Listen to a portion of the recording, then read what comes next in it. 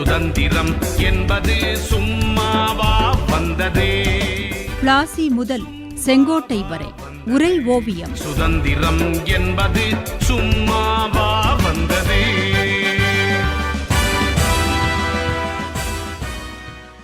ஆங்கிலேயர்கள் கொடுத்த துப்பாக்கிகளையும் தோட்டாக்களையும் தொடக்கூட மாட்டோம் என்று மறுத்த இந்திய சிப்பாய்களை அவர்கள் கைது செய்து அவமானப்படுத்தினார்கள் என்று சொன்னீர்கள். அது எப்படிப்பட்ட விளைவுகளை ஏற்படுத்தியது தாயே? ஆங்கிலேயர்கள் அந்த சிப்பாய்களை எப்படி அவமானப்படுத்தினார்கள் தெரியுமா? மே மாதம் 9ஆம் தேதி சிப்பாய்களின் கைகளில் விலங்கு இடப்பட்டு பெருங்குற்றவாளிகளைப் போல பயிற்சி மைதானத்தில் பொதுமக்களுக்கு தெரியும் வகையில் நடக்க விடப்பட்டார்கள். அதன் மூலம் அவர்களின் கௌரவம் சிதைக்கப்பட்டது. அந்த சிப்பாய்கள் பொதுமக்கள் முன்னிலையில் அவமானப்படுத்தப்பட்டார்கள். ஆனால் சிப்பாய்கள் அதற்கு உடனடியாக பதிலடியும் கொடுத்தார்கள். மறுநாள் பொதுமக்கள் முன்னிலையில் அவமதிக்கப்பட்ட அந்த சிப்பாய்கள் இருந்த 3ஆம் குதிரைப்படை வீரர்கள் அந்த சிறைச்சாலையை உடைத்து எறிந்தார்கள். சிறை வைக்கப்பட்டிருந்த சிப்பாய்களை விடுவித்தார்கள். ஆங்கிலேயரால் குற்றம் சாட்டப்பட்டு கைதிகளாக அடைபட்டு கிடந்தவர்களும் வெளியேறினார்கள். அந்த ஆயுத போராட்டத்தின் போது கர்னல் பின்னஸ் கொல்லப்பட்டான். விடுவிக்கப்பட்டவர்களும் சிப்பாய்களுமாக சேர்ந்து கொண்டு கண்ணில் பட்ட ஆங்கிலேயர்களை எல்லாம் கொன்று குவித்தார்கள். அவர்களின் குடியிருப்புகளை தீயிட்டு கொளுத்தினார்கள். ஒரே நாள்தான் மீரட்டில் பெருங்கிளர்ச்சி வன்முறையால் நிரம்பியது.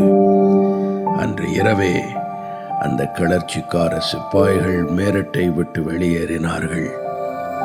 தாங்கள் மீண்டும் ஆங்கிலேய படை வீரர்களின் தாக்குதலுக்கு உள்ளாகும் முன் டில்லி படைகளுடன் சேர்ந்து கொள்ள வேண்டும் என்ற திட்டம் அவர்களிடம் இருந்தது. அதன்படி மறுநாள் காலையில் அவர்கள் தில்லியை அடைந்தார்கள். மே மாதம் 10ஆம் தேதி 2000க்கும் மேற்பட்ட ஆயுதம் தாங்கிய மேரட் குதிரைப்படை வீரர்கள் தில்லியை அடைந்தார்கள். அவர்களுக்கு அங்கே உற்சாகமான வரவேற்பு கிடைத்தது. அந்நிய ஆட்சி வீழட்டும், பேரரசர் பகதூர் ஷா ஜஃபர் வெல்லட்டும் என்ற கோஷங்களுடன் கிளர்ச்சிக்கார சிப்பாய்கள் ஒன்று சேர்ந்தார்கள். தில்லியில் இருந்த காலாட்படை வீரர்களும் மேரட் கிளர்ச்சிக்கார சிப்பாய்களுடன் சேர்ந்து கொண்டார்கள். அந்த ஆவேசத்தில் தில்லி சிப்பாய்கள் தங்கள் படைப்பிரிவின் அதிகாரி கர்னல் ரிப்லேயை குறிவைத்தார்கள். கர்னல் ரிப்லேயும் இன்னும் பல ஆங்கிலேய படைப்பிரிவு அதிகாரிகளும் கொல்லப்பட்டார்கள். பிரிட்டிஷாரின் பங்களாக்கள் பல தீக்கிரையாகின. அந்த ஒரு புரட்சி புயலில் தில்லி செங்கோட்டை கிளர்ச்சியாளர்களின் வசம் வந்து சேர்ந்தது. பகதூர் ஷா ஜஃபர் பேரரசர் என்று பிரகடனப்படுத்தப்பட்டான். அந்த வேகத்தில் பகதூர் ஷாவும் ஒரு சுதந்திர போர் பிரகடனத்தை வெளியிட்டான். உயிரினும் மேலான நாட்டையும் அவரவர் மத நெறிமுறைகளையும் அந்நியரின் ஆபத்துக்களில் இருந்து காப்பாற்ற ஒவ்வொருவரும் பாடுபட முன்வர வேண்டும் என்று பிரகடனத்தில் வலியுறுத்தினான்.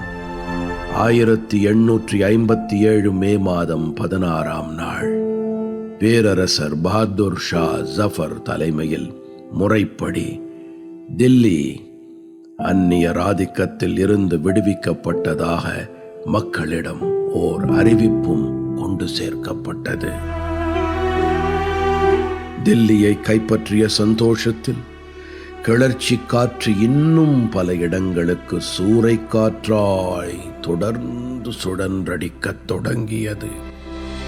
ஃபெரோஸ்பூர், முசஃபர்பூர், அலிகட், பஞ்சாப் என பல இடங்களில் சிப்பாய்கள் கிளர்ச்சிகளில் ஈடுபட்டார்கள். அயோத்தி, வடமேற்கு மாகாணங்கள் என பலவற்றில் கிளர்ச்சிக்கார சிப்பாய்கள் இருந்தார்கள். அவர்களுடன் பொதுமக்களும் சேர்ந்து கொண்டு தங்கள் ஆவேசத்தை வெளிப்படுத்தினார்கள். அந்த ஆவேசத்தீ வெகு விரைவில் லக்னோ, பரேலி, கான்பூர், ஆக்ரா, ஜான்சி, மத்திய இந்தியா, புந்தேல்கண்ட் உள்ளிட்ட பகுதிகளிலும் வேகமாக பரவியது. அங்கெல்லாம் ஆங்கிலேயர்கள் கொல்லப்பட்டார்கள், அவர்களின் உடைமைகள் அழிக்கப்பட்டன.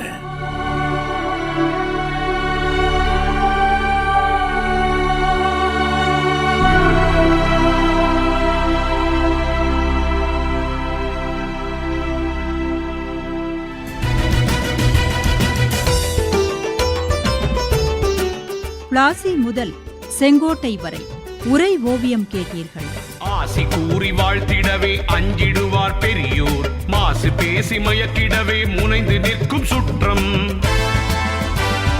இருந்த போதும் லட்சியத்தில் வீறு நடை போட்டு இன்னுயிரை தந்தவர்கள் எத்தனையோ எத்தனை.